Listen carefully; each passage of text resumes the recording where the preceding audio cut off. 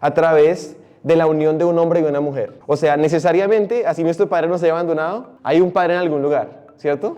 Hoy en día hay unas disfunciones terribles en las que se cree que los hombres son superiores a las mujeres. Entonces se habla de machismo. O hay otra disfunción terrible también, que es que las mujeres son superiores a los hombres. Se llama feminismo. El valor de una persona, el valor de una mujer o de un hombre no depende de lo que hace, sino de lo que es. Si alguien está llamado a entregar su vida, hay uno y ese es el hombre. Ese es el esposo, ese es el padre.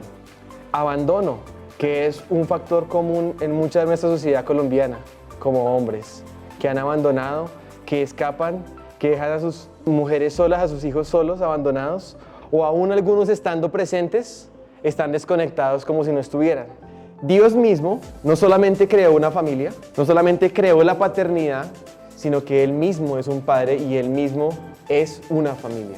Y claro, hoy en día los hombres estamos esperando que las mujeres nos pidan matrimonio. De hecho, yo diría y retaría a los hombres que me escuchen, los que van a estar en la transmisión o los que están aquí. Si llegas al punto en que no tienes nada que decir a tus hijos, es probable que tú ni siquiera estás escuchando nada del Señor. ¿Sabes cuando uno le dice a tu hijo, no es mi problema, mira cómo lo resuelves? ¿Sabes qué le estás diciendo? No te amo lo suficiente como para importarme tu vida. Pues iglesia, es un gran privilegio estar con ustedes hoy. Me alegro de reunirnos hermanos juntos y poder compartir la palabra del Señor. Y antes de iniciar, yo quisiera invitarles que ustedes puedan orar conmigo y orar por mí. ¿Les parece? ¿Puede usted decirle ahí al Padre, gracias por este tiempo? Gracias por la oportunidad que tú nos das de escuchar tu palabra, de ser enseñados por ti. Y nuestra oración en este tiempo es que tú puedas hablarnos, que tu Espíritu hable a nuestras vidas, que tu palabra lleve fruto en nuestros corazones, en nuestras familias, y que puedas utilizar a este siervo para la gloria tuya. Que hoy pueda ser un día especial en el que podamos ver y escucharte a ti. Esa es nuestra petición. Ponemos este tiempo en tus manos, en el nombre del Padre, del Hijo y del Espíritu Santo. Amén. ¿Por qué vivir el Evangelio? Porque el Evangelio tiene que ver con cada aspecto de nuestra vida. A veces pensamos que es algo de cuando recibí al Señor y hice una oración. El Evangelio tiene que ver con la forma como somos un hombre, una mujer, un esposo, un padre, un hijo, como somos un ciudadano. El Evangelio lo afecta a toda nuestra vida. Y también el Evangelio está bajo ataque. Hay falsas verdades rondando. Hay dudas sobre la palabra de Dios en este mundo y por eso es necesario que la iglesia esté preparada para defender el Evangelio. Y es un aspecto que trabajamos. Y el otro es el aspecto de la proclamación. ¿Saben? La solución que este mundo necesita se llama el Evangelio de Jesucristo. Y es un mensaje que no está en boca de los políticos, no está en boca de nadie excepto de la iglesia de Cristo en este mundo. Es la razón por la que estamos aquí, para poder proclamar el Evangelio, que es el poder de Dios para salvación. Y yo quiero decirles que soy un esposo, soy un papá, y mi esposa se llama Ángela Durán, mis hijas Sofía y Salo, ahí están un poco más pequeñas, como hace 3 años fue esa foto, pero ellas tienen ahorita 13 y 11 años. Y yo les voy a hablar desde la experiencia, pero no la experiencia de un experto, ni un gurú en el tema de paternidad. Ni siquiera quiero centrarme en mi experiencia, sino quiero hablarles con la humildad y con el entendimiento de que soy como un mendigo que le dice a otro mendigo en dónde encontrar el pan. Y quiero con esa actitud y en esa reverencia tratar este tema el día de hoy, que es el padre en la familia. Una vez estuvimos en Villavicencio enseñando a una iglesia y tuvimos que hablar un tema relacionado con la hombría, con la paternidad. Y el pastor nos reprendió, en algún momento nos reprendió porque él decía, pero ¿para qué vamos a hablar de eso? Si aquí en la iglesia la mayoría son mujeres que son madres solteras, sus esposos las han abandonado, los hombres no están presentes, se han divorciado. Eso lo que hace es como que confunde a la gente y mejor no hablemos eso y enfoquémonos en empoderarlas a ellas. Y creo que no quisiera que cayéramos en este error, que sé que a pesar de que no hay tanta representación masculina, yo no sé, el Señor, hasta en mi casa son 3 contra 1. Y digo, aquí en la iglesia también a veces parece que hay como un desbalance. Necesitamos tratar el tema de la hombría, de la paternidad, o sea, me refiero a los padres como varones, y pensar en sembrar para la siguiente generación, ¿sabes? Quizás algunas de ustedes, de pronto sus esposos no están, fallecieron o se divorciaron, las abandonaron. De hecho, yo crecí sin mi papá. Mi mamá fue una mujer que el Señor la fortaleció para levantar a 3 hijos.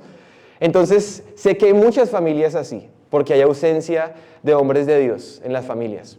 Pero saben que a pesar de que no hay tantos hombres presentes, quisiera que pudieran aprender todo esto aún las mujeres que están aquí y que puedan tomar esto para también guiar a sus hijos, a sus nietos y poder confiar en el Señor, que Él es el que puede también desafiar a estos hombres, a nosotros hombres, para glorificarle a través de ser un hombre y ser padre masculino. Y para empezar quería decirles algo. Cuando empecé a pensar en la paternidad, inmediatamente me vino a la mente que los bebés no vienen por fábricas de bebés, ni por cigüeñas. Al Señor le plació que las personas viniéramos a este mundo, absolutamente todas, viniéramos a través de la unión de un hombre y una mujer. O sea, necesariamente, así nuestro padre nos haya abandonado, hay un padre en algún lugar, ¿cierto? De hecho, necesaria y exclusivamente, toda creación humana necesitó un padre. No una madre, pero sí un padre. De hecho, Adán fue creado por Dios y fue hijo de Dios y él no tenía madre. De hecho, quiero decirles algo.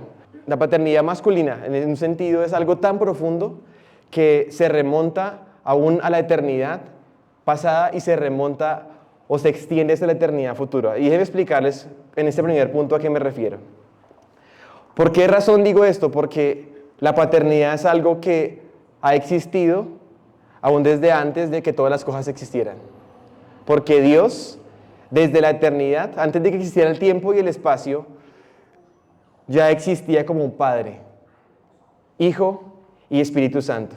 Es decir, que la paternidad es algo que está en la esencia misma de Dios y por eso es algo que definitivamente es importante. Y cuando uno mira al futuro de las cosas, escatológicamente hablando, o sea, cómo va a desenlazar la historia y cómo el Señor lo ha planeado, ¿saben uno qué encuentra? Que ese futuro está diseñado como una familia, en donde hay un Padre de todos, donde tenemos a Cristo como el unigénito de Dios, pero una cantidad de hermanos que han sido adoptados en Él, y tanto hombres como mujeres redimidos ahora están afiliados, no como esposos, ni siquiera ya hay padres e hijos, sino ahí es hermanos. Mis hijas serán mis hermanas en Cristo si ellas vienen a Cristo. Ya no serán más mis hijas. Ellas tendrán solamente un Padre que es el Padre Celestial. Mi esposa ya no será mi esposa, porque el matrimonio, lo que representaba y reflejaba el matrimonio, que es el amor de Cristo por su iglesia, ya habrá sido consumado en las bodas del Cordero. Y ya no tendrá ningún significado, sino veré a mi esposa como mi hermana, hijos del mismo Padre. Miren que la paternidad es algo que se extiende a la eternidad. Es algo que a mí me emociona de pensarlo, y así de importante es. De hecho, Dios mismo, el Dios Trino, en su esencia, es uno en esencia y tres en persona. Eso se conoce como la Trinidad. ¿Sí han escuchado de ese concepto? Eso es algo de la esencia de Dios. Eso es algo del único Dios verdadero. No hay forma de conocer a Dios si no entendemos que Él es Padre, Hijo y Espíritu Santo. Uno en esencia y tres en personas. ¿Y eso qué implica?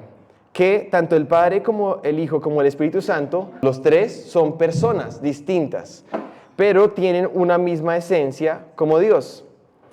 O sea, comparten atributos como Dios. Y normalmente vemos cómo, de hecho, siempre ellos actúan de manera complementaria. No puede actuar uno, por decir así, fuera del otro. Como que andan en una coordinación que es perfecta y eterna. Y de hecho, cuando vemos la creación, ¿saben qué es lo que dice?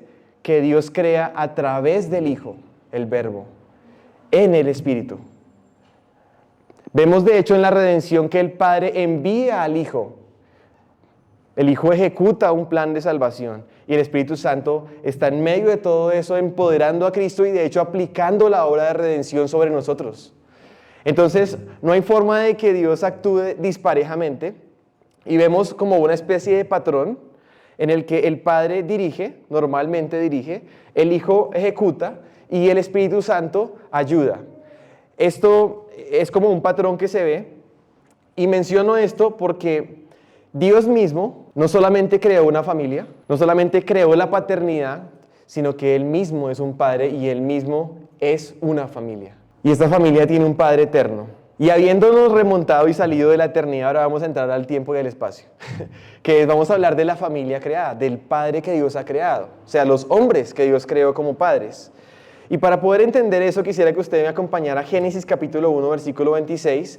Entonces, lo primero que vemos es que la creación de la humanidad, en Génesis 1:26 dice ahí, entonces dijo Dios, y dice, hagamos al hombre. Y quiero que usted empiece por notar algo y es la palabra hagamos en plural, como si Dios fuera no uno, sino fueran varios.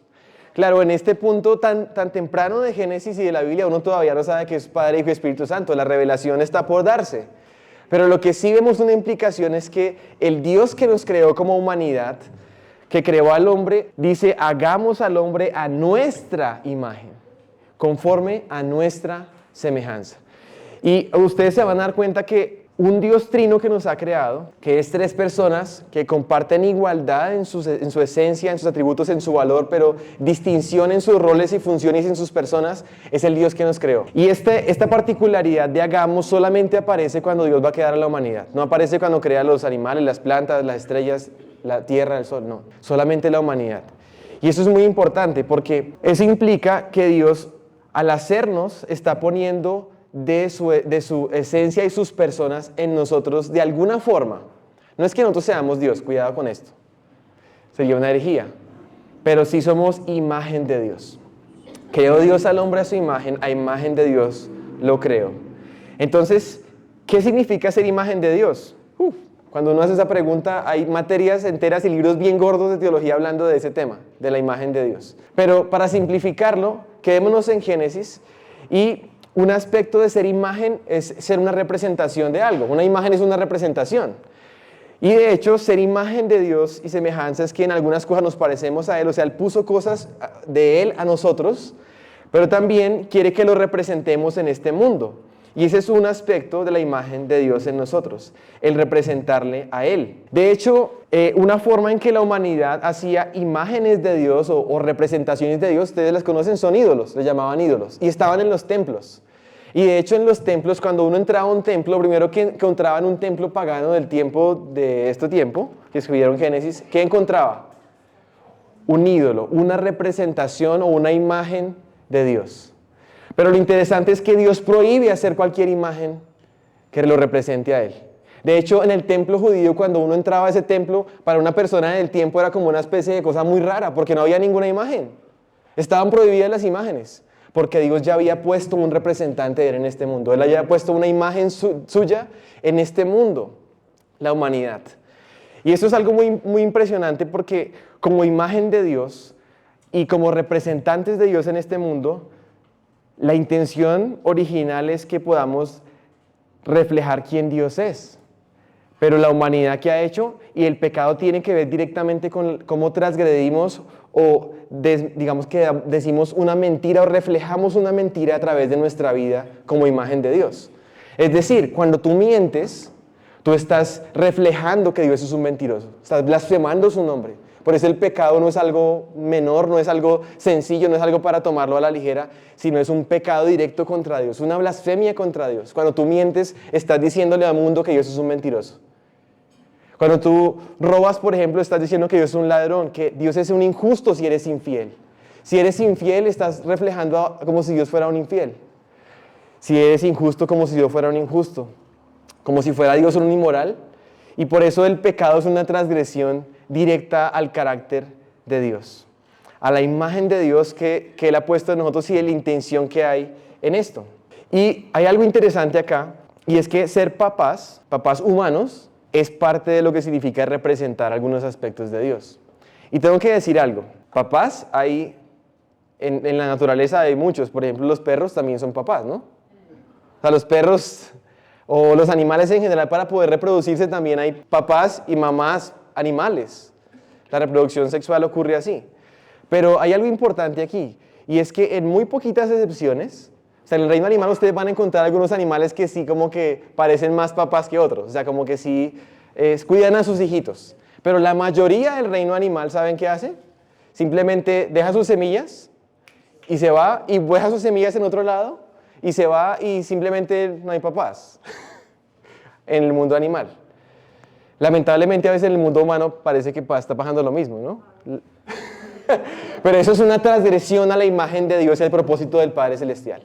¿Sí ven? Eso es una acción pecaminosa del hombre, porque Dios no espera que el perrito vaya y sea paterno con sus cachorros, pero Dios sí espera del Padre humano que sea como el Padre Celestial.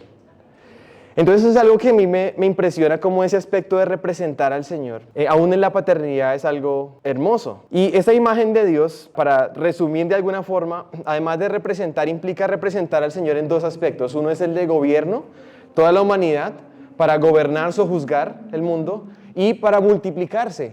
Es decir, portadores de la imagen de Dios, una descendencia para Dios, hijos que al multiplicarse y llenar la tierra van a llenar la gloria, a llevar la gloria de Dios, de su imagen por todo el mundo.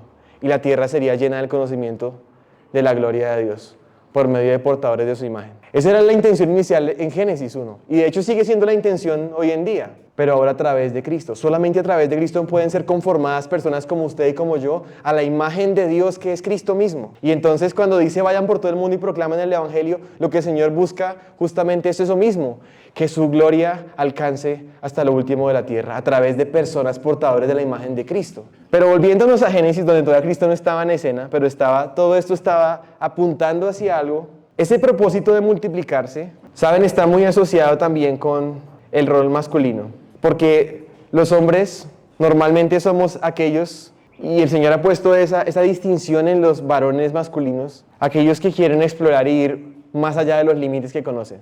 Los exploradores de los confines del mundo normalmente son hombres arriesgados, hombres masculinos. Las mujeres son más de lo seguro, los hombres somos más dados hacia la exploración. Y creo que esos dos aspectos de multiplicarse y llenar, o sea, de multiplicarse y moverse, tienen que ver mucho con nuestra iniciativa como hombres, con nuestra fe para tener hijos, para aún darle la seguridad a nuestras esposas de que podemos tener hijos, de que va a haber bendición del Señor, de que le creemos al Señor en eso, por ejemplo, de movernos. Tengo un sobrino que tiene apenas 2 años, y yo había tenido 2 hijas, ¿no? Ellas pues como femeninas, pues son mujeres, y muy cuidadosas, muy puestas en su lugar, calmadas, y mi sobrino es como una especie de terremoto imparable, pero o sea, no en el mal sentido, sino veo que es algo bueno que el Señor ha puesto en él como varón, o sea, de su energía, de sus saltos. Aún digo yo, si no se tienen cuidado en la casa y de pronto se deja una cosa alta para él escalar, seguramente él llega hasta la cima. O sea, cualquier cosa alta que él vea, él quiere llegar hasta la cima. Cualquier obstáculo que él vea, él quiere saltarlo, y si hay una forma fácil de pasarlo, él no quiere la forma fácil. Él quiere la forma difícil para hacerlo. Entonces digo, eso es parte de lo que significa ser un hombre, que se extiende, que gobierna, que conquista. Entonces, ahora quisiera pasar a un punto importantísimo de la imagen de Dios, y es el hecho de que fuimos creados, no solamente hombres, sino mujeres también. O sea, varones y hembras. Y eso es importante. Yo no podría hablar adecuadamente de la masculinidad o de la paternidad masculina si no menciono cómo es que no es bueno que el hombre esté solo. Desde Génesis 2 mismo el Señor fue el que lo dijo, no fue el hombre el que se dio cuenta. El hombre sí sentía como que algo le faltaba, pero él no sabía exactamente qué era. Pero Dios sí sabía y dijo, no es bueno que el hombre solo, le haré ayuda idónea para él.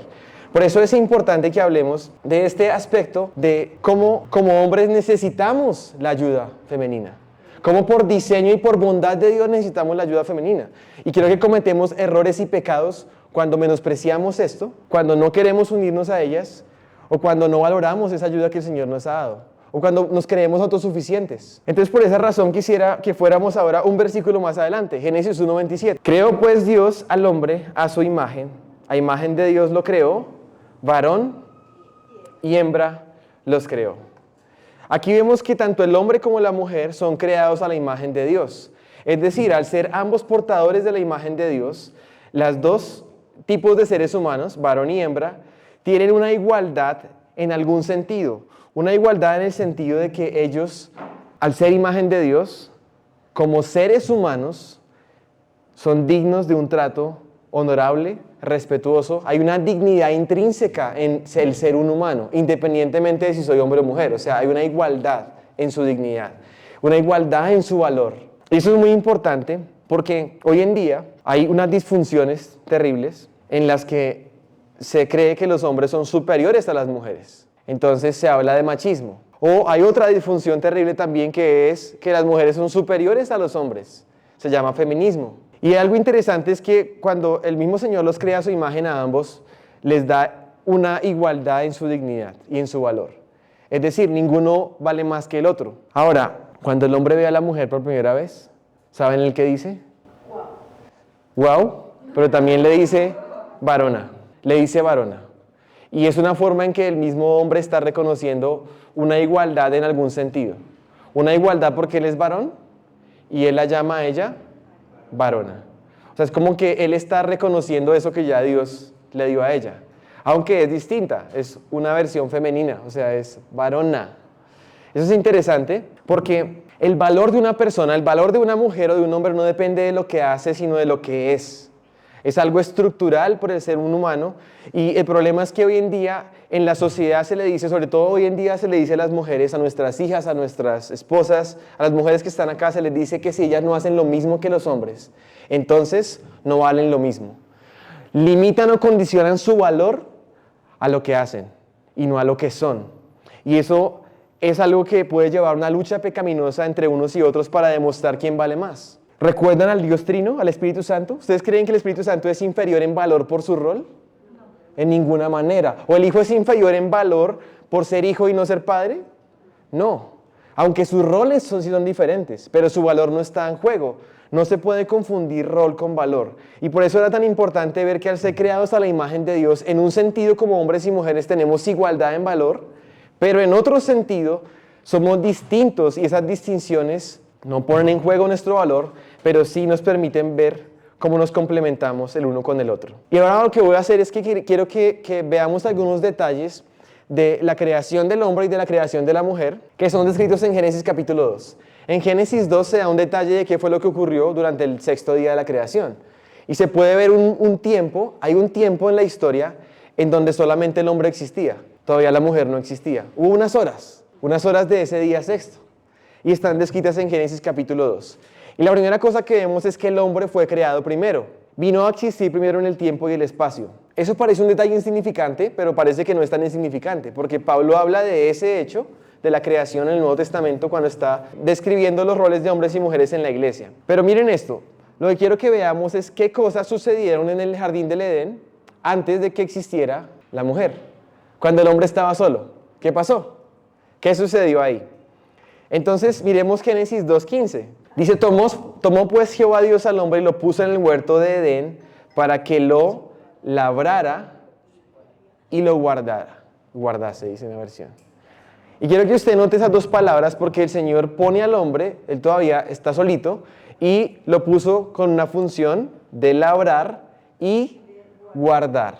Por eso, a pesar de que él necesita una ayuda para hacer eso, porque por eso necesita una ayuda idónea para hacerlo, el hecho de que él haya sido puesto ahí en el jardín para hacer esas dos cosas sin que la mujer todavía existiera, quiere decir que hay una implicación, al menos de manera principal, hacia los varones, en estos dos aspectos. ¿Cómo podríamos describir ese aspecto de labrar? ¿Alguna gente cree que el trabajo es una maldición de Dios después del pecado? Como el negrito del batey, ¿sí han escuchado la canción? No, pero en Génesis 2 vemos que antes de que el pecado entrara, el Señor puso al hombre y lo puso en un huerto para labrarlo, para poner sus manos ahí, para que hubiera frutos, para que hubiera bendición, para que eso que el Señor le ha dado se multiplicara y fuera de bendición para él y para sus descendientes. Entonces aquí hay una implicación del hombre como un labrador, pongámosle esas comillas ahí, un labrador. ¿Qué otro nombre podemos usar para ese aspecto? Un trabajador, un proveedor. Y eso es algo bueno. De hecho, trabajar refleja la imagen de Dios, porque Jesús mismo, cuando Él estaba en la tierra, Él dijo, mi Padre hasta ahora trabaja y yo también trabajo. Es decir, cuando un hombre trabaja, está reflejando un aspecto de la imagen del Padre y del Hijo. De hecho, cuando un hombre provee para su familia, para su esposa y para sus hijos, está reflejando la provisión del buen pastor, que es nuestro buen pastor y nada nos faltará. Jesús es el buen pastor, Dios es el proveedor por excelencia, y eso es algo hermoso, poder participar de esto como varones para bendición de nuestras familias y así reflejar aspectos de la imagen de Dios en nosotros. Ahora, esa otra palabra que es labrar y guardar, ¿a qué les suena a ustedes guardar? Cuidar. Como cuidar, proteger, como salvaguardar, ¿cierto? Hay una implicación en eso, y no es casualidad que los hombres tengamos unos cuerpos más aptos para esa labor. Si alguien tuviera que ir a la guerra y tuviéramos que escoger entre mis hijas, mi esposa y yo, Creo que ya hay un candidato elegido para eso, ¿cierto? Sí, y de hecho, el hecho de que las mujeres naturalmente no sean las que van a batalla en primera línea, sino, digamos, hacen cargos militares más de enfermería, administración, cosas, eso tiene que ver porque es que tenemos diferencias fisiológicas, aún pensadas por Dios para eso. Somos los llamados nosotros a proteger la vida de nuestras familias, aún entregar nuestra vida en defensa por ellos, como sabes, como Jesús, el varón perfecto, irrumpe en este mundo material y da su vida para proteger y librar de la muerte a su esposa, que es la iglesia. Si alguien está llamado a entregar su vida, hay uno y ese es el hombre, ese es el esposo, ese es el padre. Luego, ¿qué sucede en este relato? Que es el siguiente versículo, el 17. Entonces dice, y mandó Jehová Dios al hombre, diciendo, entonces volvemos a lo mismo, ¿existía la mujer ahí? No existía todavía. Entonces está literalmente el Señor hablándole al hombre varón.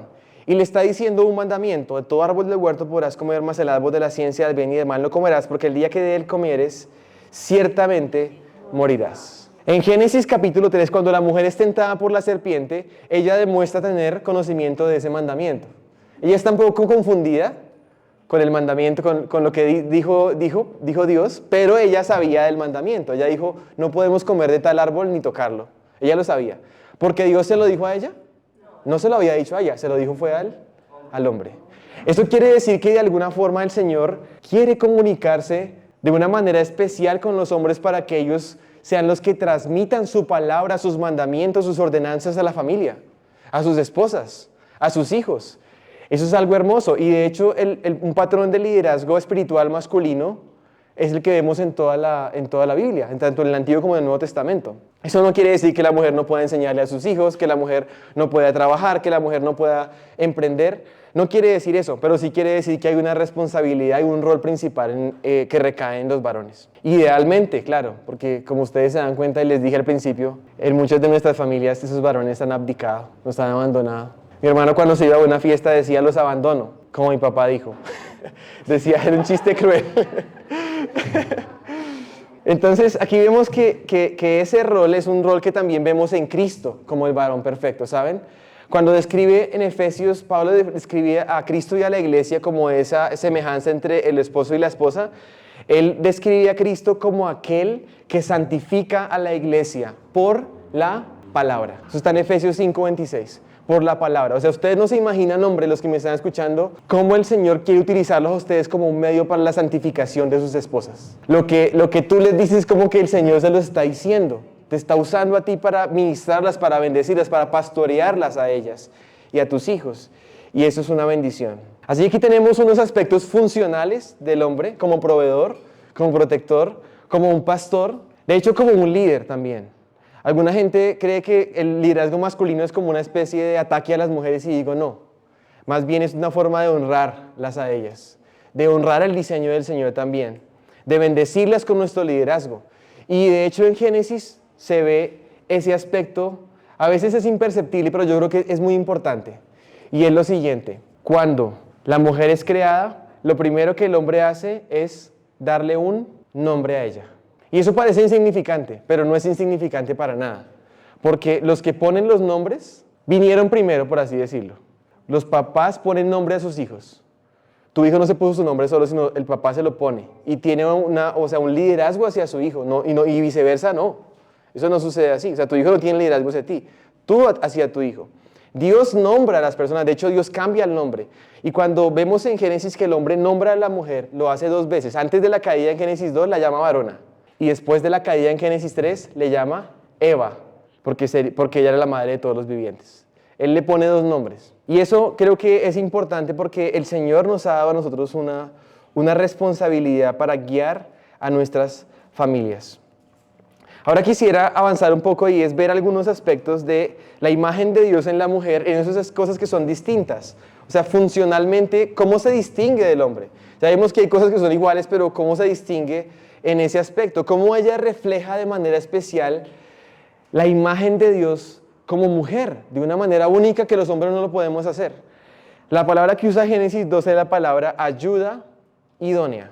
Es una palabra distintiva para ella, que el Señor es el que pronuncia Y quiero contarles algo, y esto es muy importante, y voy a citar a Katy Geraldine de Núñez. Ella dice, en un libro que escribió sobre el tema de la revolución sexual, dice, en la escritura el vocablo eser, que es ayuda, aparece 21 veces en el Antiguo Testamento y se usa en la mayoría de los casos para referirse a Dios como ayudador. Eso es muy importante, porque, pregunto, ¿Dios es inferior a alguna cosa en toda la creación? ¿Ayuda es sinónimo de inferioridad? Jamás. Entonces, cuando una mujer es ayuda, está reflejando un aspecto de la imagen de Dios que es especial de la feminidad. Y es algo hermoso, que como hombres, padres, podamos reconocer y gozar de la ayuda de nuestras esposas. Y debo decirles, alguna de mis mayores luchas es la independencia, la autonomía, el querer hacer las cosas por mí mismo y sin considerar mi ayuda idónea.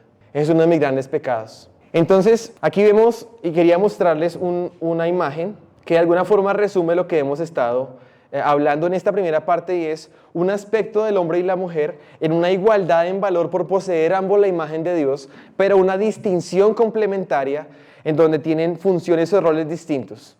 Y por eso quisiera que ustedes se lleven esta analogía que me ha ayudado mucho a entenderlo, y es la analogía del tornillo. El tornillo tiene una tuerca y un tornillo, son dos piezas. Están hechas del mismo material y normalmente, ayúdenme en esto, tienen el mismo valor. Valen lo mismo, 50 pesos y 50 pesos, vale cada uno, la pareja 100, por decir. Digamos que tienen el mismo valor, igualdad en valor. Pero además de eso están diseñados para cumplir un propósito en común, o sea, el mismo propósito. Se complementan para cumplir el mismo propósito. Un propósito es unir, en el caso del tornillo. El propósito de la humanidad es representar a Dios en este mundo, es multiplicarse, es gobernar, es extender su gobierno y su amor en este mundo. Y eso lo hacen complementándose mutuamente, distinción complementaria. Mal le iría a la tuerca sola, ¿cierto? O al tornillo también, creo que difícil. Así que lo que yo quiero es lanzar un reto a los hombres. Porque después de que esta primera pareja fue creada, ellos vienen a ser el patrón, Génesis 2.24, vaya un poquito más adelante, Génesis 2.24, ellos vienen a ser un patrón para el resto de las familias que iban a existir en la historia. Una vez el Señor narra cómo fueron creados, entonces dice lo siguiente: por tanto, el hombre dejará a su padre y a su madre y se unirá a su mujer y serán una sola carne. ¿Quién es el que dejará a su padre y a su madre? El hombre. Sí, al final los dos, pero mira lo que está diciendo. ¿Quién es el que toma la iniciativa para ese proceso? El hombre. Y claro, hoy en día los hombres estamos esperando que las mujeres nos pidan matrimonio. Y eso está mal. Y creo que de hecho yo diría y retaría a los hombres que me escuchen, los que van a estar en la transmisión o los que están aquí, retaría a las familias a que envíen a sus hijos para que ellos salgan pronto de sus hogares y busquen a sus mujeres. Si hay solteros ya que se están pasando mucho de tiempo, es porque están faltando hombres que tomen la iniciativa de dejar. Retemos a nuestros varones a que ellos tomen la iniciativa de dejar sus familias, de que ellos tomen la iniciativa de conquistar a una mujer y de sacarla de sus padres. Pero aquí es el hombre el que está llamado a tomar la iniciativa de dejar a padre y madre. Vamos a avanzar a un siguiente punto de esta enseñanza. Ya hemos hablado de 2 puntos que quería repasar con ustedes. Una es la implicación de la paternidad vista desde la eternidad, pasada y futura. El Padre eterno.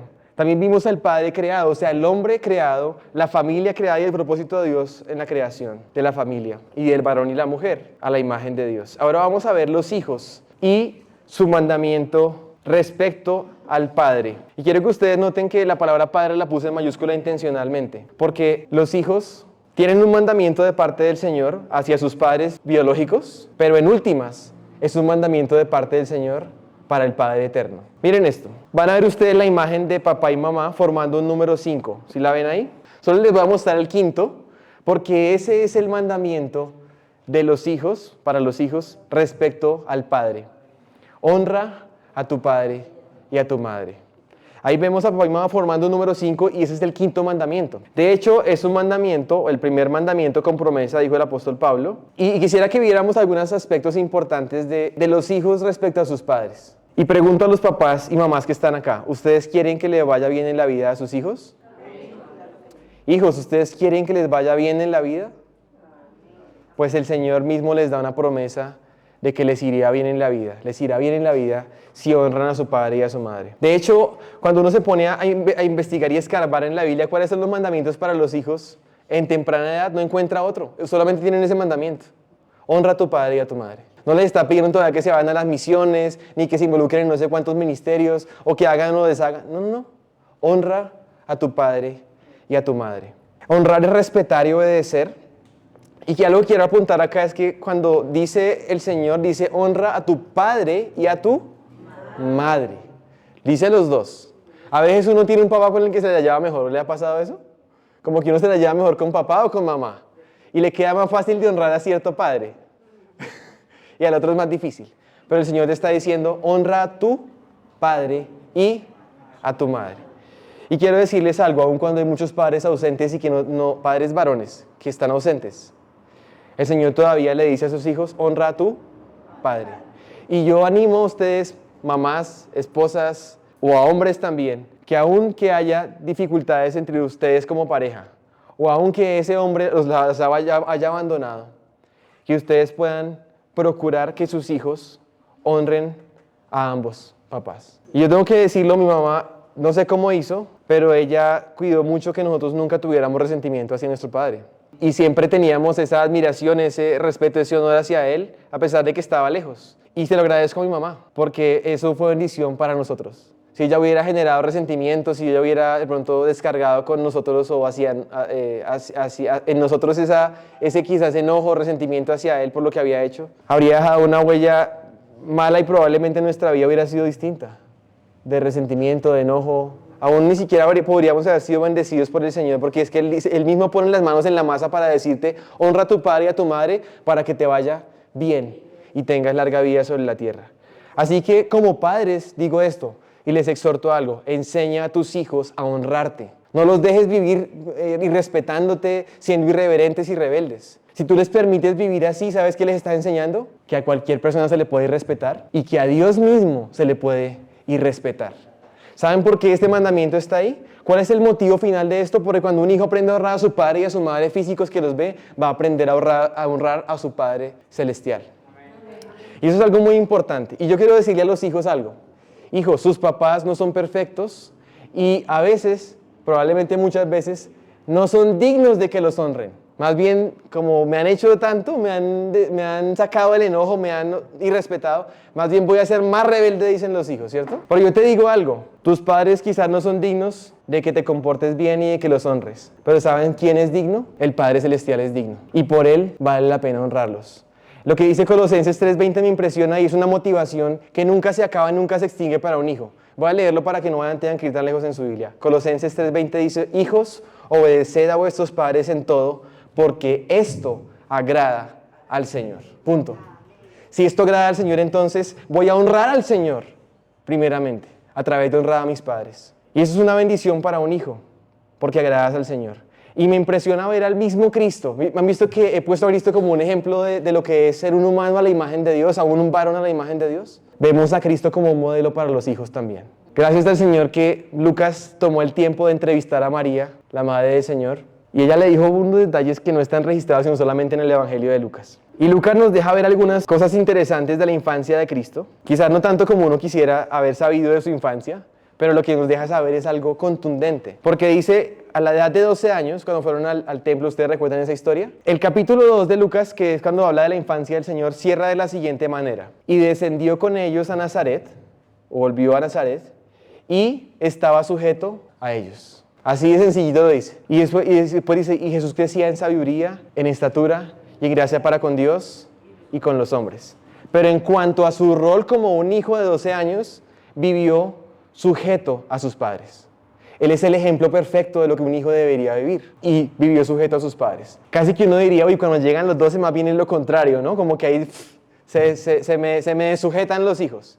Y digo, no, mira, hijos, que a los 12 años el Señor, de los 12 a los 30 años, que es cuando vuelve a aparecer en Lucas capítulo 3, aparece hasta sus 30 años después, 30 años de edad, perdóname. En su ministerio, lo único que sabemos de él es que él encarnó ese mandamiento que significaba honra a tu padre y a tu madre, estando sujeto a ellos. Así que hay una gran motivación, un gran ejemplo para honrar al Padre en mayúscula, al Padre Celestial. Ahora vamos a avanzar al cuarto punto de esta enseñanza y es el Padre y los mandamientos para el Padre. Este sí, Padre está en minúscula, es decir, el Padre humano, el Padre varón. Y aquí hay algo que me ha parecido interesante, eso es una casualidad, creo que Dios sí lo pensó, y es que ambos mandamientos, tanto el que está en el Antiguo Testamento como el que está en el Nuevo Testamento, que es como una especie de equivalencia, están en el capítulo 6 y el versículo 4.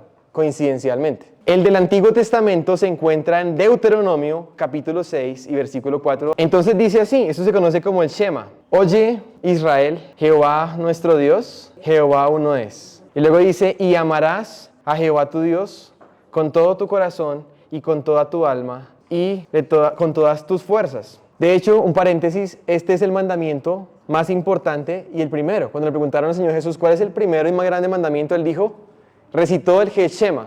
Amarás al Señor tu Dios con todo tu corazón, con toda tu alma, con todas tus fuerzas. ¿Y esto qué tiene que ver con la paternidad? Pues no es casualidad que lo que sigue diciendo tiene que ver con cómo los padres ejercen el amor al Señor a través de la instrucción de sus hijos. Pero sigamos leyendo, dice, y estas palabras que yo te mando hoy, ¿qué dice? Estarán sobre tu corazón. Paremos ahí. Miren que la instrucción del Señor, o en lo que en el Antiguo Testamento se escribía con la palabra Torah.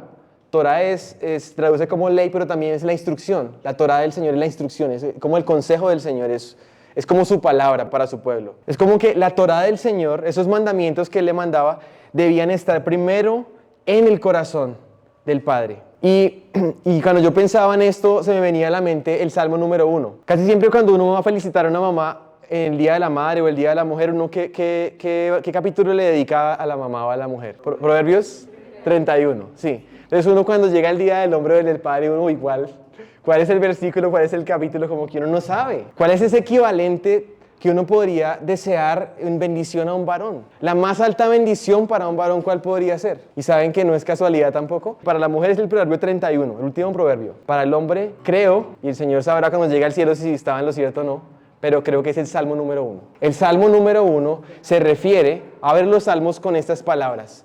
Un varón, hombre, bienaventurado, porque no ha andado con los malos, ni ha escuchado el consejo de los pecadores, ni se ha sentado en silla de escarnecedores. O sea, es una persona bienaventurada por Dios, o sea, bendecida por Dios, porque no ha andado en el camino de los malos, pero por el contrario, ¿saben qué ha hecho? En la Torá del Señor está su delicia. Y en su Torá medita de día y de noche. En su ley medita de día y de noche.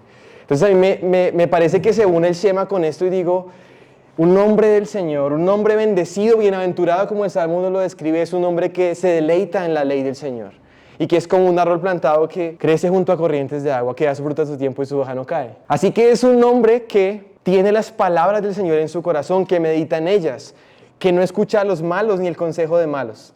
Y después dice el versículo, dice, y las repetirás a tus hijos. Y hablarás de ellas estando en tu casa y andando por el camino y al acostarte y cuando te levantes.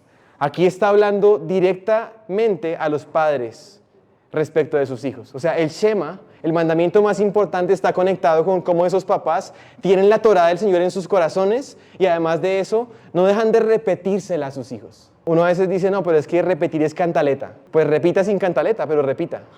Porque es un mandamiento del Señor. Nosotros como adultos, ¿cuántas veces hemos necesitado que nos repitan? Dígame, ¿usted se acuerda de la predicación de hace 8 días, hace 15 días, hace un mes? Ojalá que se la repitan para que se acuerde. ¿Cuánto más nuestros hijos necesitan la repetición? Y la repetición, y el Señor te está diciendo a ti como padre, repetirás. Estas palabras las repetirás a tus hijos. Entonces no te canses de repetirlas. Y luego miren lo que dice acá. Y hablarás de ellas estando en tu casa y andando por el camino, al acostarte y cuando te levantes.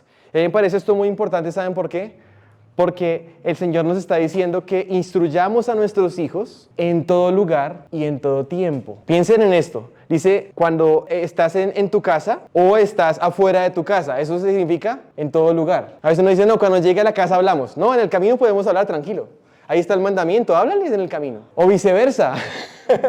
Lo tendré en cuenta, claro. O sea, no hay un momento ni un lugar en el que podamos restringirnos y el Señor nos está animando a que estando en casa o fuera de casa, le repitas.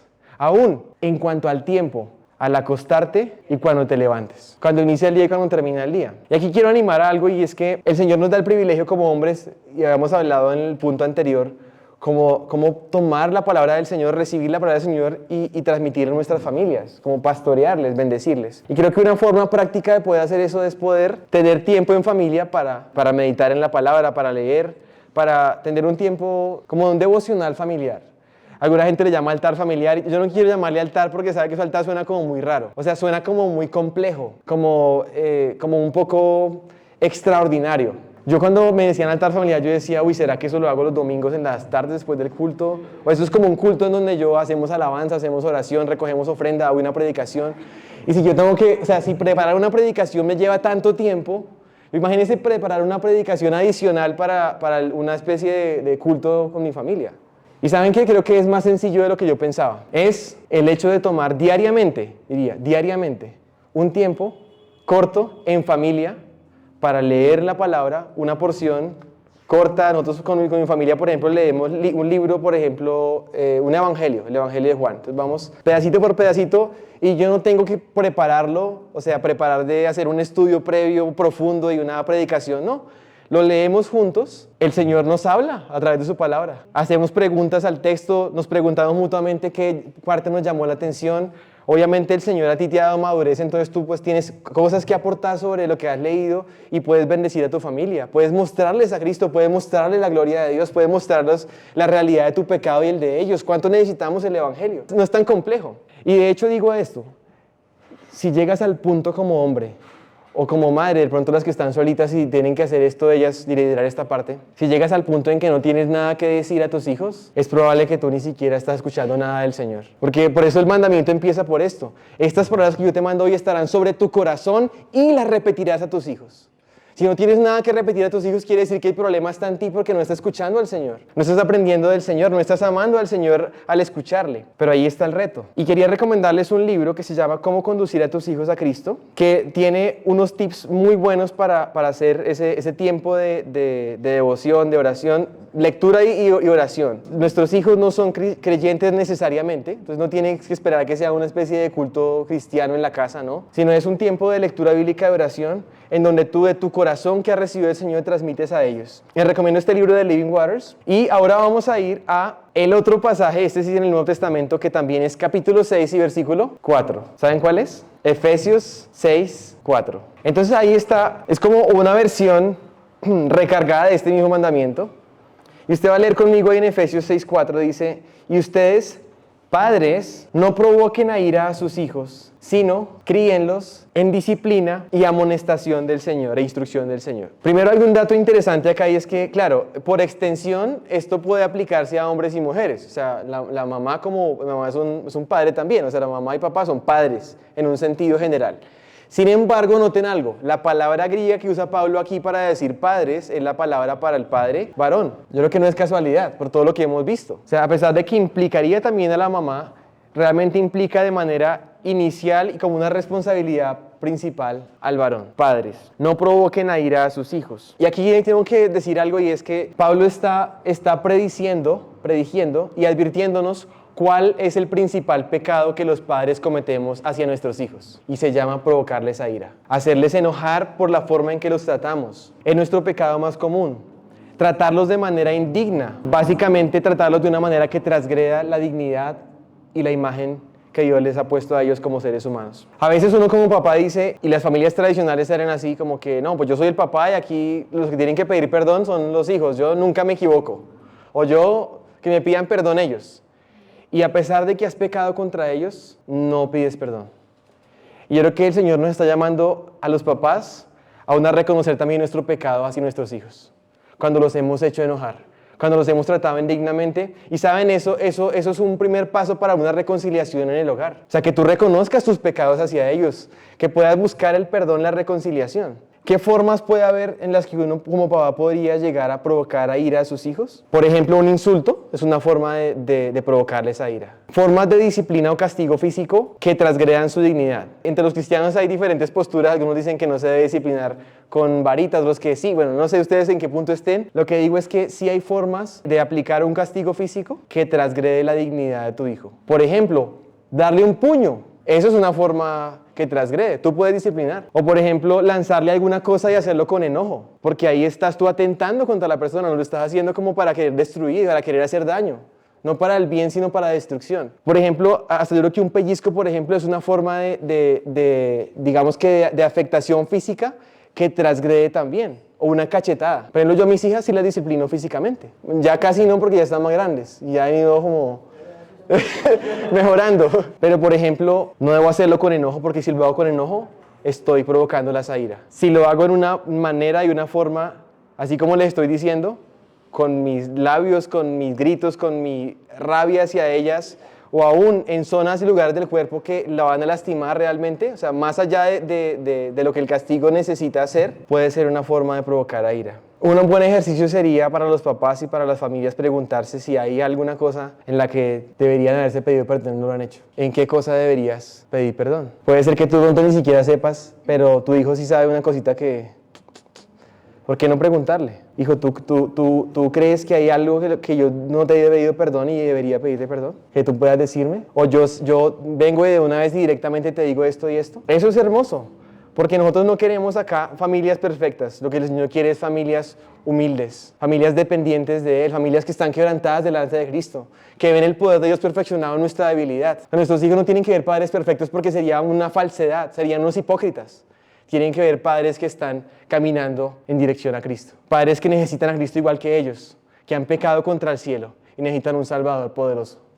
Que necesitamos todos reconciliación con el Padre y entre nosotros. Entonces, no nos justifiquemos. A veces uno dice, con los hijos pasa esto, ¿no? Perdóname, pero es que tal cosa. Apenas la palabra pero aparece, ya, ese perdón no sirvió para nada. No puede haber peros en el perdón, porque entonces se está justificando otra vez. No sirve. Entonces vuelve a intentarlo pero sin un pero, ¿listo? Bueno, ahora luego lo que dice acá es, Pablo está diciendo inicialmente, pilas con lo que no deben hacer papás, y es no provoquen a ira a sus hijos.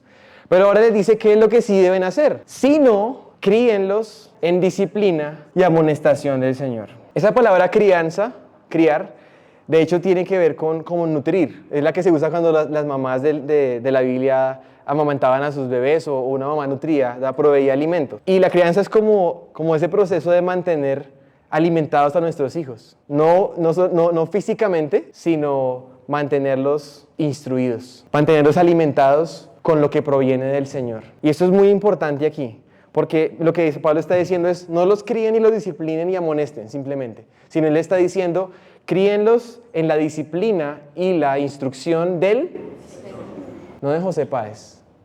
Ni siquiera de tus abuelos ni de tus papás, porque uno dice, no, pues yo voy a tomar lo bueno de mis papás y voy a poner esto mío, y además tengo un gurú por ahí que está hablando de crianza, entonces voy a aprender de este, y uno empieza como a buscar sus fuentes, y el Señor está diciendo, no, la disciplina y amonestación que tú necesitas es la que proviene de mí. No busques en otros lados, créeme a mí. Y yo creo que ser padre es un acto de fe. Desde el primer momento, quedar en embarazo a una mujer y llevar el embarazo hasta el término es un acto de fe porque la vida de ella está en riesgo en el parto. O sea, ella está dispuesta ya de entrada a dar su vida para que nazca un bebé. Es un acto de fe porque el Señor va a proveer y lo va a levantar y va a hacer su voluntad con ellos. Pero también es un acto de fe porque hay muchas voces hablando. Hay mucho consejo de malos. Quizás tú ya no te sientes en una silla, pero tú los ves en pantallas. Tú los lees en blogs. Consejo de malos. Por eso les animo y les reto a que ustedes escuchen el consejo del Señor y mediten en su instrucción, en su Torah. Esa es la disciplina que proviene del Señor. Quería apuntarles a dos cosas en cuanto a estos temas de la disciplina y la instrucción. Son dos palabras distintas y algunas personas dicen, y creo que tiene una implicación, pero no es la única implicación, que la palabra disciplina tiene que ver con discipulado. Y claro que sí, o sea, está implicado. Lo que hemos venido hablando, o sea, transmitirle a ellos la palabra del Señor, edificarlos. Cuando se usa esa palabra en el Nuevo Testamento y de hecho en el Antiguo, se habla de una especie de restricción o reprensión o consecuencia por las malas acciones. Principalmente deshonrar a sus padres. O sea, el irrespeto, la rebeldía franca, la desobediencia, debe tener consecuencias. Siempre debe tener consecuencias. Y eso se llama disciplina. Según la edad, eso va cambiando, pero tiene que haber consecuencias. Nuestros hijos tienen un corazón que no es el de un angelito, sino un corazón engañoso. Ellos no están en Cristo. Ellos no son cristianos. Ellos nacen inclinados al pecado y a resistir tu autoridad, a resistir la autoridad de Dios, a vivir gobernados por sí mismos. Y tú como papá estás llamado a enseñarles, a corregirlos, a disciplinarlos, a restringir la explosión de su maldad, básicamente. Ustedes han visto que en el mundo, en las ciudades, en los países hay un Estado, hay una fuerza pública. Hoy en día la fuerza pública parece que no tiene fuerza, ¿no? Pero idealmente la labor que el Señor le dio a la fuerza pública es aplicar la fuerza para restringir la maldad en un mundo de pecadores, para contener el desfogue de la maldad. Si no hubiera fuerza aplicada, si no hubiera leyes, no hubiera cárceles, no hubiera pena de muerte, ojalá hubiera pena de muerte, creo que eso restringiría muchísimo la maldad y está ordenada en la Biblia a propósito de la pena de muerte. Pero lo que el Estado hace, ¿saben qué es? aplicar la autoridad que Dios le ha dado para mantener el orden en el mundo. ¿Saben qué es lo que ocurre en la familia? El Señor le da autoridad al padre y a la madre para mantener orden en la casa y para restringir la maldad de sus hijos y ayudarles a ellos e instruirlos y guiarlos por un camino que no sea el camino de necedad que naturalmente seguiría en sus corazones. Y eso no va a ser fácil, eso va a llevar conflicto, eso va a llevar encuentros difíciles. Y uno de los pecados que los papás cometemos, ¿sabes cuál es en ese aspecto? Es no disciplinar, porque no queremos confrontación, no queremos conflicto. A veces nos sentimos unos padres más amorosos, entre menos disciplina apliquemos. Pero eso es contrario, porque la Biblia dice que el padre que ama a su hijo lo disciplina, más bien es lo contrario. Tú cuando no disciplinas a tu hijo estás demostrando que lo odias, que no te importa lo suficiente como para confrontar ese problema y ayudarlo, y ayudarle a ser consciente de su camino de muerte en el que va andando. Y de hecho quisiera que leyéramos Hebreos 12, vamos a ver que estamos cerca, Hebreos 12, y es un pasaje un poquito largo, pero me parece interesante leerlo. ¿Por qué? Porque nos muestra al Señor mismo, o sea, a Dios mismo como un padre hacia nosotros, y como parte de su función necesaria como padre es aplicar la disciplina a sus hijos. Y además de eso, que esa disciplina duele, de alguna forma. Dice, Hebreos 12, creo que es el versículo 5, dice, ya han olvidado la exhortación que como a hijos se les dirige diciendo, hijo mío, no menosprecies la disciplina del Señor, ni desmayes cuando eres reprendido por Él. Porque el Señor al que ama, disciplina. Dios mismo al que ama, disciplina. Creo que es un buen ejemplo de seguir. Y azota a todo el que recibe por hijo. Si soportas la disciplina, Dios los trata como hijos. Porque ¿qué hijo es aquel a quien el Padre no disciplina? Pero si os deja sin disciplina, de la cual todos han sido partícipes, o sea, uno quisiera librarse, pero no puede de esto, ni siquiera con el Señor. Entonces sois bastardos. O sea, bastardos es que no tienes padre, no hijos. Por otra parte, tuvimos a nuestros padres terrenales que nos disciplinaban y los venerábamos, dice Pablo. Bueno, el autor de Hebreos, porque no se sabe si es Pablo. ¿Por qué no obedeceremos mucho mejor al Padre de los Espíritus y viviremos? Y aquellos ciertamente que por pocos días nos disciplinaban como a ellos les parecía, pero para lo que nos es provechoso, para que participemos de su santidad. Es verdad que ninguna disciplina al presente parece ser causa de gozo, sino de tristeza. Pero después da fruto apacible de justicia a los que en ella han sido ejercitados. ¿Qué muestra tan grande del amor del Padre? Que sí es motivo de tristeza por un momento, pero que dará fruto después. Que sí implica un conflicto. Y digo, no nos dejemos engañar de que el conflicto está mal o que hay que evitarlo. No.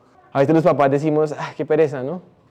Entrar en eso. No, que la mamá se encargue, porque así mi papá era así, ¿no? Como que el que lo disciplina a la mamá, allá que ella sea la mala, por decir. Digo, no, cuidado. O sea, debe haber una unidad en eso, hasta en eso. Si yo estoy, yo tengo que irrumpir, por así decirlo, tengo que entrar a confrontar el asunto, no puedo dejarlo pasar. Si yo no estoy porque estoy trabajando o no estoy en la casa, pues mi esposa tiene toda la autoridad y respaldo de parte del Señor para entrar en conflicto necesario y bueno. Y el conflicto siempre va a ser necesario en el trato con corazones pecaminosos y en la rebeldía. Imagínense con delincuentes, que hay muchos por aquí en nuestras ciudades, asesinos, bueno, etcétera, una cantidad de cosas. Imagínense a las buenas. Ay, no, pero por favor no robe más. ¿Usted no se da cuenta que robar está mal? No, pero mire cómo se atreve a hacer ese intento de homicidio, no. O sea, ¿es que no entiendes que la vida es valiosa? Así no funciona. ¿No se han dado cuenta de las personas que salen de gestores de paz y van a hablar y van a intentar conciliar y resultan todos linchados? Así no funciona porque hay corazones pecaminosos y por eso el Señor estableció la vara en un sentido y también la espada en otro, porque vivimos en un mundo de pecadores y rebeldes. Y aquí vamos terminando en nuestro punto número 5 y es llamarnos a la atención de los padres y sus familias disfuncionales. Cuando vemos en Génesis 3, ya vimos Génesis 1 y Génesis 2, un mundo ideal. El varón y la mujer, un complemento perfecto. Vio Dios todo lo que había hecho y era bueno, estaban desnudos y no se avergonzaban. Y el hombre dejará a su padre y a su madre y se unirá a su mujer y será una sola carne. Y lo que Dios unió no lo separa el hombre. Pero entonces venimos a la realidad. Divorcios, padres que abandonan, personas a las que Dios les ha dado su palabra y la revelación abrumadora a su alrededor, y al ver la verdad de Dios la niegan a causa de su injusticia. Hay incredulidad, ellos deciden creerle a otro, decidimos creerle a otro, decidimos ser nuestro propio Dios, seréis como Dios le dijo la serpiente a ellos. Y eso es lo que cada ser humano decide gobernarse a sí mismo, ser autosuficiente, independiente, definir las cosas a su manera. ¿Y saben eso a qué lleva? Lleva a culpar, lleva al pecado, lleva a la desobediencia. Pero es interesante que en Génesis mismo apenas ellos pecan y el Señor confronta al hombre primero, a propósito. La mujer fue la que tomó el fruto. De hecho, Satanás fue el primero que cayó en pecado, por así decirlo, antes de la mujer. Pero el Señor busca al hombre como principal responsable de lo que ha pasado. Y lo que Él dice es, la mujer que me diste por compañera. Está buscando un culpable. ¿A quién estaba culpando? ¿A la mujer? A Dios. La mujer que me diste. Y nosotros somos especialistas en encontrar culpables, ¿saben? Y a Dios como culpable, lamentablemente. Es que si tú hubieras hecho esto, si mi vida hubiera sido así, ¿por qué hay tantas cosas en este mundo? ¿Por qué le pasó esto a mi familia? ¿Por qué tuvo que ser así mi historia? Es como si Dios fuera el culpable. Porque mire estos hijos que tengo, mire este esposo que tengo, esta esposa que tengo. O algunos otros, como ya no tienen a quién culpar, entonces la suegra le caen todos los platos sucios. Pero esa es nuestra actitud equivocada en cuanto al pecado, en lugar de reconocerlo y quebrantarnos y confesarlo, que era lo que el Señor estaba buscando en Adán. Y saben, eso trajo consecuencias. El pecado trae consecuencias graves. Todos las hemos vivido. Y de hecho en Génesis vemos cómo esta pareja, ese proveedor de Génesis capítulo 2 del huerto del Edén, ahora es un proveedor también, pero con el sudor de su frente. Y cardos y espinos le va a producir esa tierra. Él no ha cambiado su rol, pero ahora a través de la disfunción por el pecado. Ahora, esa ayuda idónea y esa ayuda complementaria, esos dos personas que se unieron en un propósito en común, ahora ¿saben qué pasa? Génesis 3:16 dice, le está hablando el Señor a la mujer, y desearás controlar a tu marido, pero él gobernará sobre ti. O sea, aquí tenemos una especie de conflicto del liderazgo, un conflicto de intereses entre hombre y mujer, predicho por el Señor mismo desde Génesis capítulo 3, en donde la tentación o la predominancia principal de la mujer en este aspecto pecaminoso es a querer controlar a su esposo. Y la respuesta pecaminosa del hombre es a responder con dureza, a gobernarla injustamente y no como una forma como el Señor lo habría querido, como un siervo como Cristo lo habría hecho. Y por eso podemos seguir listando y viendo una cantidad de disfunciones, lucha como... Y ahora quisiera empezar a recitar algunos de los pecados que son los más comunes entre los varones padres. La infidelidad a nuestras esposas, aun cuando no somos infieles en carne, o sea, en un acto carnal. Cuando el Señor dice, el que mira a una mujer para codiciarla cometió adulterio en su corazón. Cuando el Señor aún dice que esa intimidad que tenemos solamente con ellas, si tenemos a una mejor amiga, estamos siendo infieles.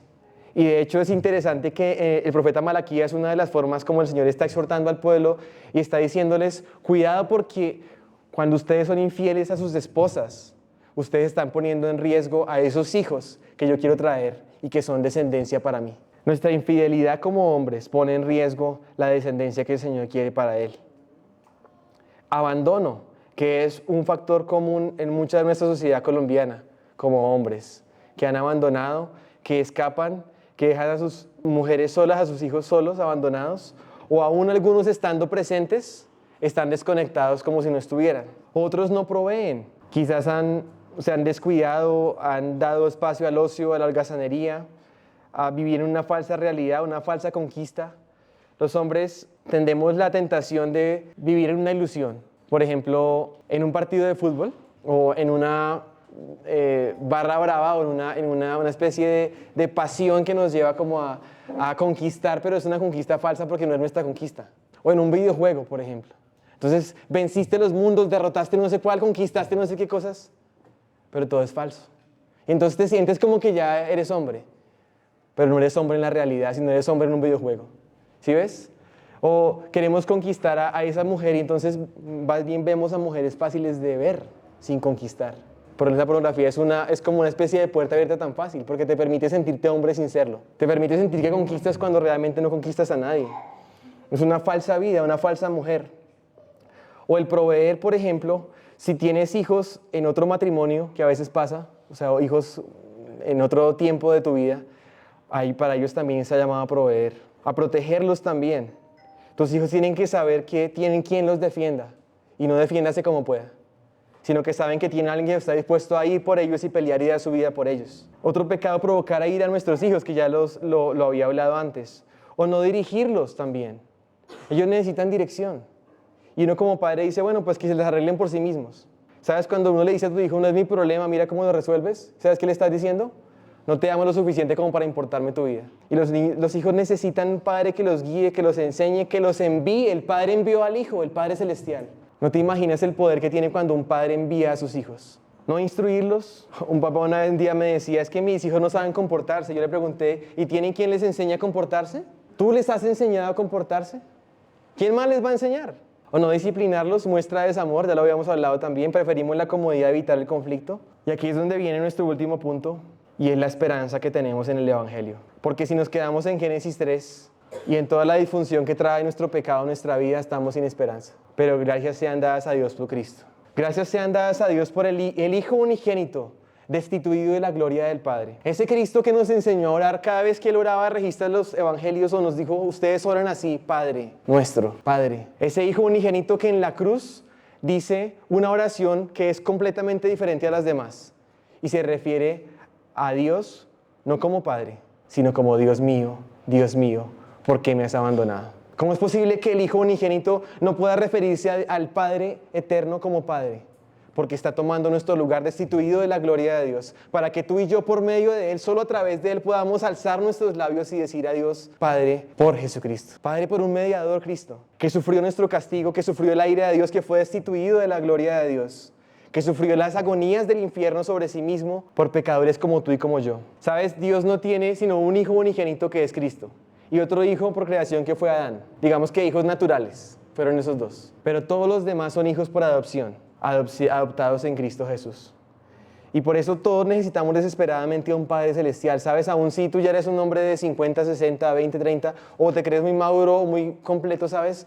Aún todos necesitamos a nuestro Padre Celestial. Nunca lo vas a dejar de necesitar. La eternidad está para que vivas en comunión con tu Padre Celestial como Cristo vivía en comunión con el Padre. Nunca vas a dejar de necesitar depender del Señor, ¿sabes? Y creo que una de las cosas que cometemos como grave error es que somos autosuficientes, pero nunca debemos dejar de ser hijos. Por eso ahora entiendo cuando dice el Señor que el reino de los cielos es como los que son como niños, porque nunca dejan de necesitar un padre, nunca dejan de ser hijos. Y ese es el reino, por más ancianos que seamos, por más maduros que nos pensemos. Y por eso el llamado del Señor es al arrepentimiento. Al ver a Cristo, al ver a Adán, nos encontramos identificados con Adán. ¿Saben? Adán en ese jardín del Edén, ¿saben qué dijo? Que se haga mi voluntad y no la tuya, Dios. Porque aquí quiero yo ser mi propio Dios. Y eso es lo que nos identifica normalmente a nosotros si no estamos en Cristo. Pero en Cristo, ¿sabes ese Cristo que hizo? En el jardín de Getsemaní, en las condiciones más difíciles en las que pudiera estar, está orando al Padre y dice que no se haga mi voluntad, sino en la tuya. Y por eso, en lugar de estarnos justificando y buscar culpables, el llamado en esperanza y en un ruego de mi parte, y como el Señor rogando otra vez mío para ustedes, en lo que necesiten arrepentirse, arrepiéntanse. Confiesen su pecado, vean lo grave que es ese pecado, reconozcan que han pecado contra el cielo, que ese pecado merece la muerte eterna, y pongan sus ojos en Cristo, en quien hay esperanza, el justo que pagó por los injustos para llevarnos a Dios. El llamado es a depender, no a pretender ser perfectos, sino a dejar ver, a permitirse ver el poder del Señor perfeccionado en su debilidad, ¿saben? A ver al Padre Celestial como un modelo de amor, el amor que es justo, un amor que es misericordioso, que es verdadero, que disciplina, amando, proveyendo, protegiendo, pastoreando, dirigiendo, enviando, disciplinando, instruyendo, siguiendo los pasos de Cristo, que fue la imagen de Dios. Y estamos siendo conformados a la imagen de Dios, ¿saben? Y habiendo visto todo esto, yo quiero dejarles a todos con esperanza, porque hay poder de Dios para salvación. Hay poder de Dios para aún darnos lo necesario, lo suficiente para cumplir su voluntad. Yo cuando pensaba en todo eso y decía, uy Señor, pero ¿por qué me la pusiste tan difícil? ¿Por qué no nací siendo mujer? No, saben, es un privilegio. Y si el Señor nos ha dado ese llamado y nos ha hecho un hombre desde el vientre de nuestra madre, o una mujer en el caso de las mujeres, es porque el Señor les puede dar lo suficiente en dependencia en Él para cumplir sus propósitos. No estamos solos. O sea, el Señor nos manda a hacer algo que no nos vaya mismo a equipar y a dar lo necesario para cumplir su llamado. Entonces por eso les animo a depender de Él, depender de sus promesas, a verte débil. Sí, tú eres débil, pero Él es fuerte. A reconocer tu falta de sabiduría, y el Señor te dice, si tienes falta de sabiduría, pídela a Dios y Él te dará abundantemente y sin reprochártelo. Así que tenemos un reto como familias, como hombres, como mujer, como padres, como madres, como hijos, de vivir el Evangelio hoy. Padre, gracias por este tiempo, porque es tu palabra que es poderosa, es tan poderosa que con tu palabra creaste todo el universo, trajiste la existencia de las cosas de lo que no existía, y esa palabra es poderosa también porque la palabra se hizo carne y habitó entre nosotros y vimos su gloria como el unigénito del Padre, lleno de gracia y de verdad. Gracias porque esa palabra sigue viva en medio nuestro a través de tu Espíritu, que ha sido enviado por el Padre y por Cristo. Gracias porque tenemos instrucción de tu parte, porque tenemos enseñanza de tu parte para nosotros primeramente, y el privilegio de conocerte a ti, el único Dios verdadero de Jesucristo a quien has enviado. Y luego de poder ver cómo tú a través de nosotros como instrumentos puedes obrar para bendición de nuestras generaciones, para bendición de familias, para bendición de una descendencia para Dios, para ti, que nace de nuestras familias, que viene del liderazgo de un padre y de una madre, que dependen de ti, que te miran a ti, que se quebrantan delante de ti en arrepentimiento, pero ponen sus ojos en Cristo. Gracias porque solamente tú eres el que convences y de hecho el que nos das el poder para vivir una vida digna del llamado que nos has hecho. De hecho, tú eres el motivo, eres el motor para hacerlo a pesar de que sea tan difícil, de que nos encontremos con personas tan difíciles, que somos nosotros mismos también, difíciles de amar, difíciles de tratar. Pero gracias por tu misericordia, porque si tú nos dieras conforme a nuestras acciones, nuestros pecados, no tendríamos esperanza, pero tú eres grande en misericordia, eres lento para la ira y nos has dado conforme a tu misericordia. Y ayúdanos a ser misericordiosos y compasivos como tú lo eres, a ser amorosos como tú lo eres, a reflejar la imagen que tú has puesto en nosotros como hombres, como mujeres, como seres humanos, y poder vivir para la gloria tuya. No hay una razón más alta para toda la creación, no hay una razón más alta para nosotros mismos, para nuestra existencia, que tu gloria. Y queremos vivir para tu gloria. Tú eres digno de ser agradado, digno de ser honrado, digno de ser obedecido, digno de ser seguido. Queremos amarte con todo nuestro corazón y que tus palabras puedan reposar en nuestro corazón y que las podamos repetir a nuestros hijos como tú lo has querido. Los ponemos en tus manos, ellos son tuyos, la salvación es tuya, y oramos que tú les lleves a toda nuestra familia, que te conozcan a ti, que encuentren la vida en ti, que puedan rendirse a ti todas sus vidas. Gracias por este tiempo que nos has regalado, por tu presencia en medio nuestro. En el nombre del Padre, del Hijo y del Espíritu Santo. Amén. Amén. Qué bendición.